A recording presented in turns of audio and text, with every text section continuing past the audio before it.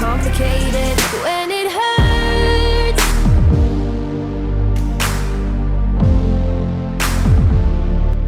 Oke, halo semua, kembali lagi kita untuk seri kedua tepatnya di season ke-8, yaitu di sirkuit kota atau Circuit of the Americas. Dan hari ini pengembangan kita untuk engine dan elektronik tinggal 2 minggu lagi. Dan di elektronik kita udah upgrade ke anti wheelie 1. Dan di engine sebentar masih untuk pokoknya masih 20% pengembangan kita untuk engine dari RSGP 21. Nah, hari ini poin kita di klasemen masih ada di posisi 3 dengan selisih 9 poin dari Oliveira. Tapi kayaknya hari ini menjadi hari terakhir Oliveira untuk berada di puncak klasemen, karena kita udah memasang mod dimana bukan lagi Oliveira yang bakal kenceng di depan, tapi Pecco Bagnaia, kemudian si Rins dan juga pembalap lainnya yang kalau nggak salah ini update-nya itu ngikut waktu di MotoGP 20 musim ketika si Pecco Bagnaia tampil sangat cepat untuk baris depan.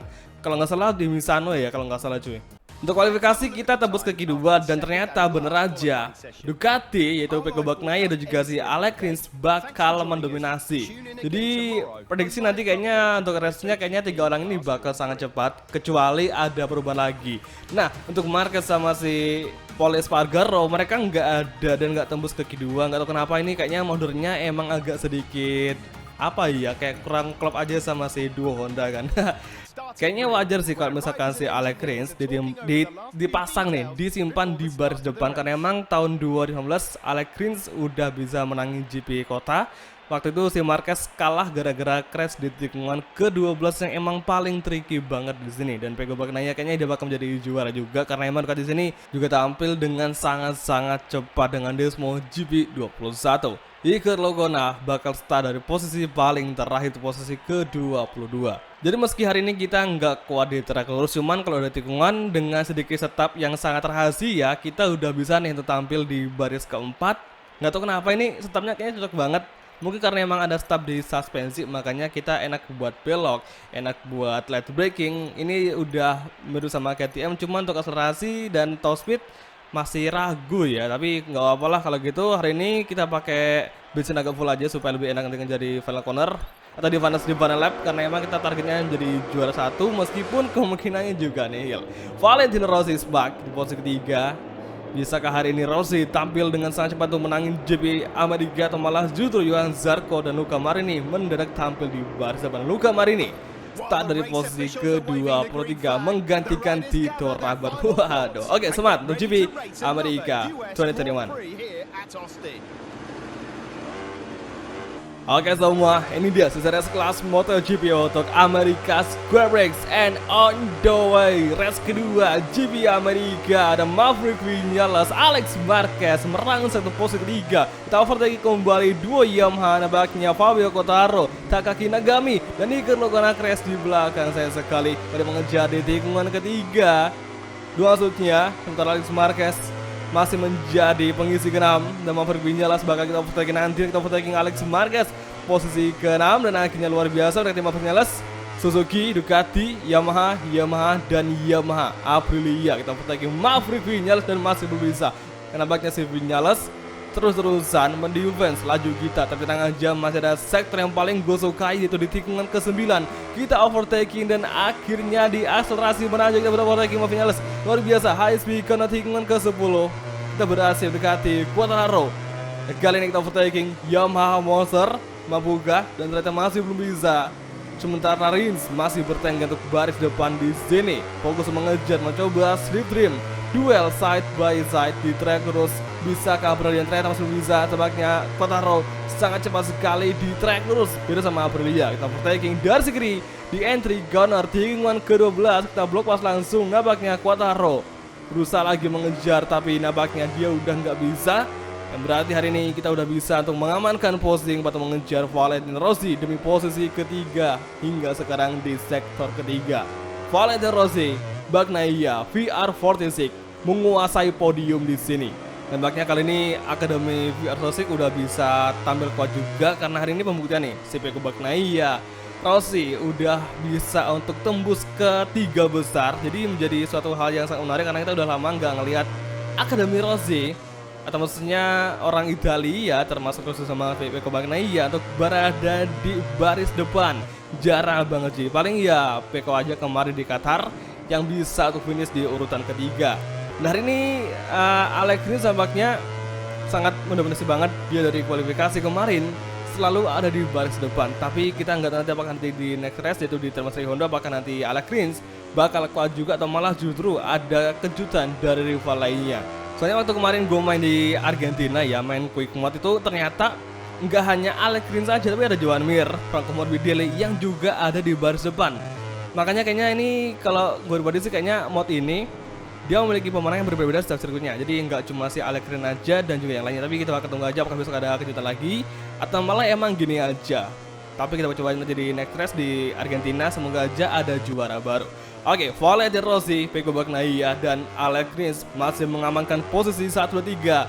Nah kali ini ternyata di lap pertama tadi udah ada orang yang crash, yaitu si Iker Logona, di mana Iker Logona kayaknya crash di pertama gara-gara ada kontak mungkin ya, karena emang biasa kalau nggak ada kontak apalagi kan, karena di Austin tuh tepatnya di tikungan pertama itu trafiknya rapat banget kalau udah di awal ya, makanya wajar aja kalau ada orang yang crash di tikungan pertama. Valentino Rossi mengejar Valentino Rossi menuju entry corner 13. Kita overtaking, apakah bisa mengejar, dan nampaknya masih belum bisa. Cukup jauh tadi itu bisa mengovertaking Valentino Rossi.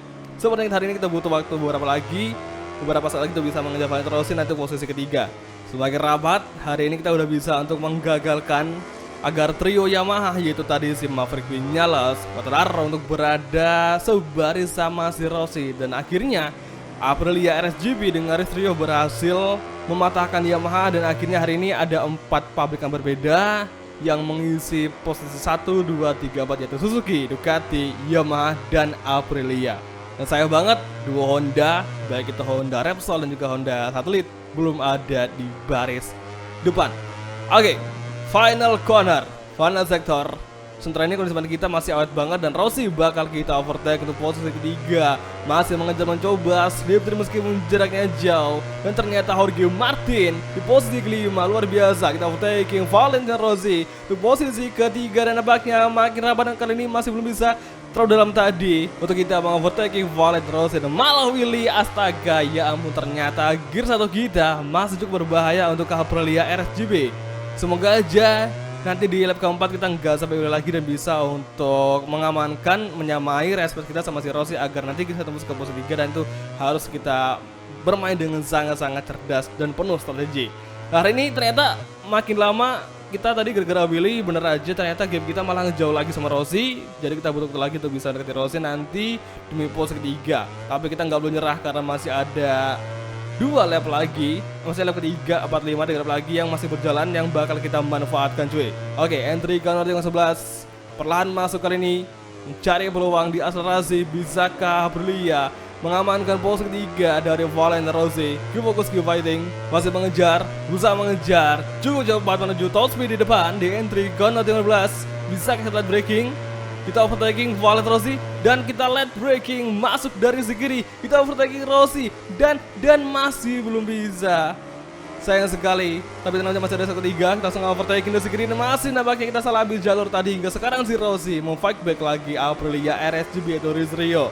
Alex Rins, Bagnaia, Rossi masih menjadi pengisi 3 besar. Sementara Aprilia masih berusaha keras dengan semangatnya yang sangat kuat. Semoga saja Aprilia bisa mengambil alih posisi ketiga di sini di high speed corner di final sektor dengan gap 0,2. Nampaknya kita masih sangat rapat. Pokoknya antara 4 tim ini, 4 pembalap ini itu jaraknya sama cuy. Jadi kita nggak terlalu ada yang over kencengnya, jadi juga nggak ada yang terlalu lambat di sini. Tapi kayaknya kita hanya 4 orang aja yang berada di baris depan yang berusaha untuk ngerebutin posisi pertama, sedangkan posisi kelima itu udah jauh banget cuy, yaitu Jorge Martin yang masih ada di posisi kelima, masih mengejar Valentino Rossi menuju entry corner. Kita overtaking Valentino Rossi dan akhirnya kita masuk perlahan. Gak bisa, sayang sekali. Kita coba lagi di sini, tepatnya di tikungan kedua high speed corner menurun lap keempat. Semakin berusaha keras, sementara kondisi ban kita masih awet, gak ada yang tergerus abis, yang berarti komponen soft hard sangat cocok banget di sini. Apalagi besi kita juga udah 6,5 tadi, makanya kita udah lebih nyaman lagi di atas motor untuk nge-push berkali-kali di sini. Yang penting kita nggak terus-terusan gunakan power kedua karena emang itu bahaya banget cuy. selain powernya bakal agresif, itu bakal membuat kalian semakin cepat kehilangan bahan bakar. Apalagi, tapi ini dikhususin untuk kita yang main pakai bensin yang proporsional. Oke, Valentino Rossi kita overtaking dari segini, dan akhirnya ada peluang, ada celah. Kita overtaking di akselerasi dan akhirnya Yamaha kita overtaking. Akhirnya Aprilia berhasil menggeser Petronas SR ke posisi ketiga, dan nampaknya Valentino Rossi masih mengejar di belakang. Kembali berduel side by side, Rossi kencang sekali. Kita fallback kembali Rossi di sini di entry corner. Kita fallback kembali dan akhirnya luar biasa Aprilia harus bisa menang di sini. Dan di tengah 12 nampaknya Rossi nggak mau ngalah, tapi di akselerasi kita bisa menggeser lagi Yamaha, yang berarti kita udah beres mengamankan posisi ketiga dari Valentino Rossi. Hati-hati. Meskipun kita udah mesti posisi 3, kayaknya si Rossi nggak bakal nyerah dengan semudah itu. Tahu kan gimana si Rossi kalau udah ada di baris depan, dan dia tampil kuat banget, dan dia pasti nggak bakal ngalah cuy. Dia jiwa mudanya bakal balik lagi dan akan terus bersemangat untuk bisa menggeser kita lagi demi posisi ketiga. Tapi kayaknya sih kita bakal berusaha aja, kita bakal ngejar terus Pecco Bagnaia untuk posisi kedua, meskipun hasilnya bakal nihil. Karena kita tahu Ducati di track lurus bakal menghabisi Aprilia RGP dengan sangat-sangat mutlak, telak banget cuy. Nah, sekarang di final corner menuju lap ke-5 atau final lap, perjuangan terakhir Aprilia RGP. Mampukah kita mendekati Ducati?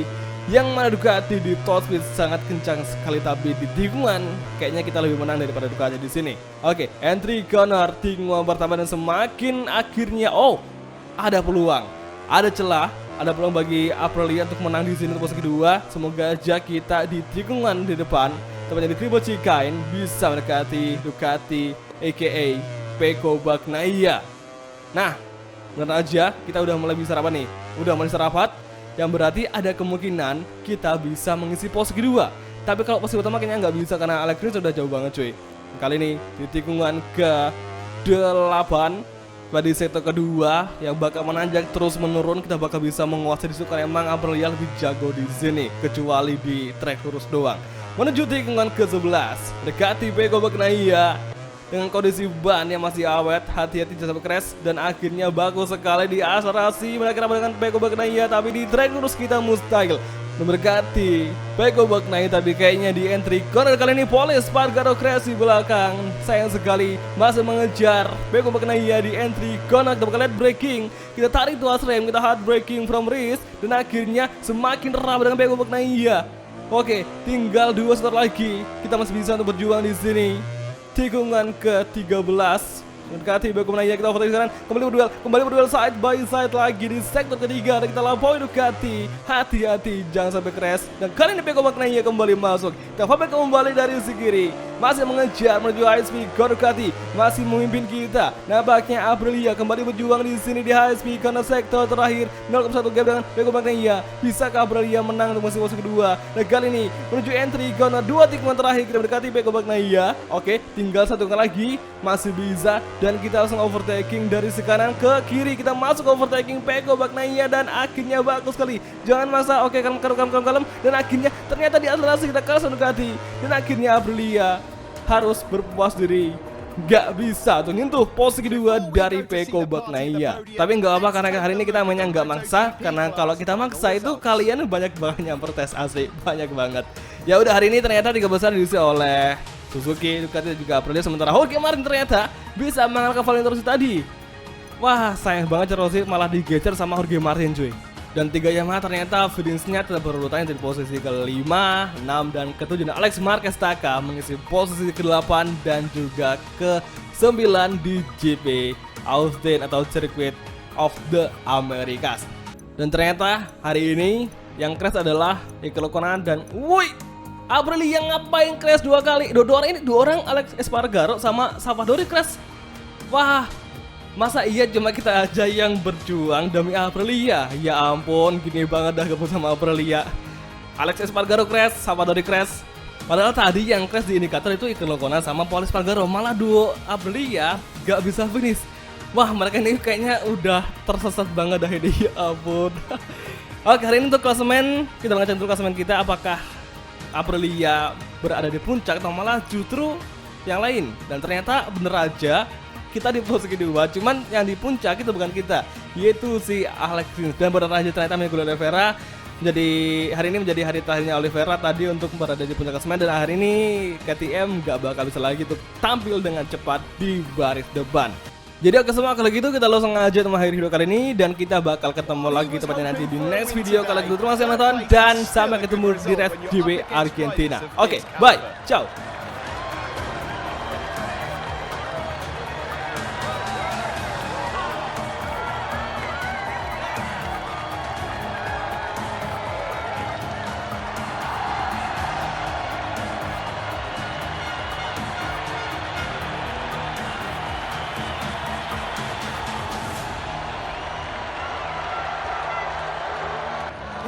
For the podium ceremony. It's a weekend where everyone gave their all. But today, these riders have shown that they had a little bit extra in the locker. The crowd is going wild, and finally, they can enjoy this deserved moment of glory.